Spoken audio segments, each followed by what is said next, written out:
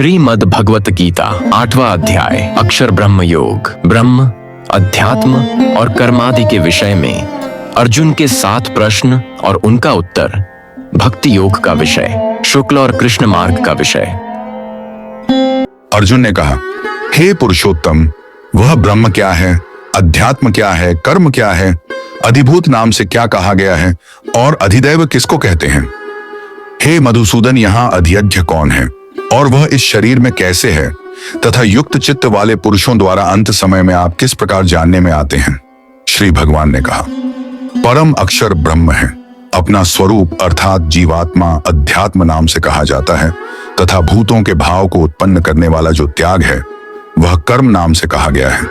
उत्पत्ति विनाश धर्म वाले सब पदार्थ अधिभूत हैं। हिरण्यमय पुरुष अधिदैव है। और हे देहधारियों में श्रेष्ठ अर्जुन, इस शरीर में मैं वासुदेव ही अंतर्यामी रूप से अधियज्ञ हूं।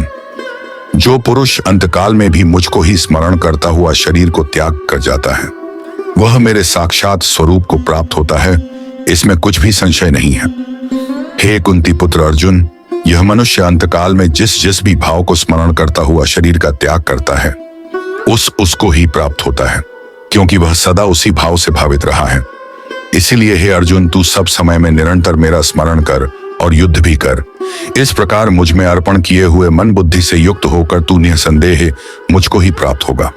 हे पार्थ, यह नियम है कि परमेश्वर के ध्यान के अभ्यास रूप योग से युक्त, दूसरी ओर न जाने वाले चित्त से निरंतर चिंतन करता हुआ मनुष्य परम प्रकाश रूप दिव्य पुरुष को अर्थात परमेश्वर को ही प्राप्त होता है। जो पुरुष सर्वज्ञ, अनादि, सबके नियंता, सूक्ष्म से भी अति सूक्ष्म, सबके धारण पोषण करने वाले अचिंत्य स्वरूप, सूर्य के सदृश नित्य चेतन प्रकाश रूप और अविद्या से अति परे शुद्ध सच्चिदानंद घन परमेश्वर का स्मरण करता है, वह भक्ति युक्त पुरुष अंतकाल में भी योग बल से भ्रिकुटी के मध्य में प्राण को अच्छी प्रकार स्थापित करके फिर निश्चल मन से स्मरण करता हुआ उस दिव्य रूप परम पुरुष परमात्मा को ही प्राप्त होता है।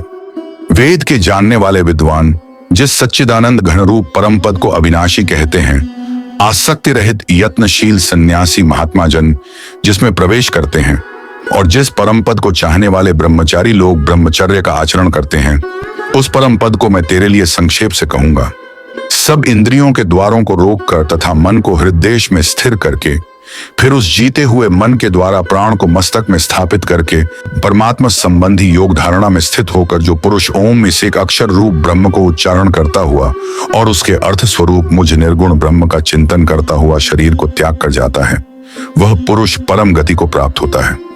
हे अर्जुन, जो पुरुष मुझ में अनन्य चित्त होकर सदा ही निरंतर मुझ पुरुषोत्तम को स्मरण करता है, उस नित्य निरंतर मुझ में युक्त हुए योगी के लिए मैं सुलभ हूं, अर्थात उसे सहज ही प्राप्त हो जाता हूं। परम सिद्धि को प्राप्त महात्मा जन मुझको प्राप्त होकर दुखों के घर एवं क्षण भंगुर पुनर्जन्म को नहीं प्राप्त होते। हे अर्जुन, ब्रह्मलोक पर्यंत सब लोग पुनरावर्ती हैं, परंतु हे कुंती पुत्र, मुझको प्राप्त होकर पुनर्जन्म नहीं होता, क्योंकि मैं कालातीत हूं और ये सब ब्रह्मादि के लोक काल के द्वारा सीमित होने से अनित्य हैं। ब्रह्मा का जो एक दिन है उसको 1000 चतुर्युगी तक की अवधि वाला और रात्रि को भी 1000 चतुर्युगी तक की अवधि वाली जो पुरुष तत्व से जानते हैं, वे योगी जन काल के तत्व को जानने वाले हैं। संपूर्ण चराचर भूत गण ब्रह्मा के दिन के प्रवेश काल में अव्यक्त से अर्थात ब्रह्मा के सूक्ष्म शरीर से उत्पन्न होते हैं और ब्रह्मा की रात्रि के प्रवेश काल में उस अव्यक्त नामक ब्रह्मा के सूक्ष्म शरीर में ही लीन हो जाते हैं। हे पार्थ, वही यह भूत समुदाय उत्पन्न होकर प्रकृति के वश में हुआ रात्रि के प्रवेश काल में लीन होता है और दिन के प्रवेश काल में फिर उत्पन्न होता है। उस अव्यक्त से भी अति परे दूसरा अर्थात विलक्षण जो सनातन अव्यक्त भाव है, वह परम दिव्य पुरुष सब भूतों के नष्ट होने पर भी नष्ट नहीं होता। जो अव्यक्त अक्षर इस नाम से कहा गया है, उसी अक्षर नामक अव्यक्त भाव को परम गति कहते हैं तथा जिस सनातन अव्यक्त भाव को प्राप्त होकर मनुष्य वापस नहीं आते, वह मेरा परम धाम है। हे पार्थ, जिस परमात्मा के अंतर्गत सर्वभूत हैं और जिस सच्चिदानंद घन परमात्मा से यह समस्त जगत परिपूर्ण है, वह सनातन अव्यक्त परम पुरुष तो अनन्य भक्ति से ही प्राप्त होने योग्य है। हे अर्जुन, जिस काल में शरीर त्याग कर गए हुए योगी जन तो वापस न लौटने वाली गति को और जिस काल में गए हुए वापस लौटने वाली गति को ही प्राप्त होते हैं, उस काल को अर्थात दोनों मार्गों को कहूंगा। जिस मार्ग में ज्योतिर्मय अग्नि अभिमानी देवता है, दिन का अभिमानी देवता है, शुक्ल पक्ष का अभिमानी देवता है और उत्तरायण के 6 महीनों का अभिमानी देवता है, उस मार्ग में मरकर गए हुए ब्रह्मवेत्ता योगीजन उपर्युक्त देवताओं द्वारा क्रम से ले जाए जाकर ब्रह्म को प्राप्त होते हैं।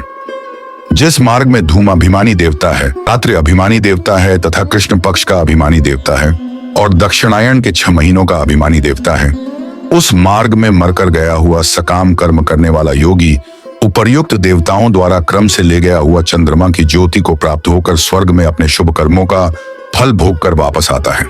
क्योंकि जगत के ये 2 प्रकार के शुक्ल और कृष्ण अर्थात देवयान और पितृयान मार्ग सनातन माने गए हैं। इनमें एक के द्वारा गया हुआ जिससे वापस नहीं लौटना पड़ता उस परम गति को प्राप्त होता है और दूसरे के द्वारा गया हुआ फिर वापस आता है अर्थात जन्म मृत्यु को ही प्राप्त होता है। हे पार्थ, इस प्रकार इन दोनों मार्गों को तत्व से जानकर कोई भी योगी मोहित नहीं होता। इस कारण हे अर्जुन, तू सब काल में संबुद्धि रूप योग से युक्त हो अर्थात निरंतर मेरी प्राप्ति के लिए साधन करने वाला हो। योगी पुरुष इस रहस्य को तत्व से जानकर वेदों के पढ़ने में तथा यज्ञ, तप और दान आदि के करने में जो पुण्य फल कहाँ है, उन सब को निसंदेह उल्लंघन कर जाता है और सनातन परम पद को प्राप्त होता है।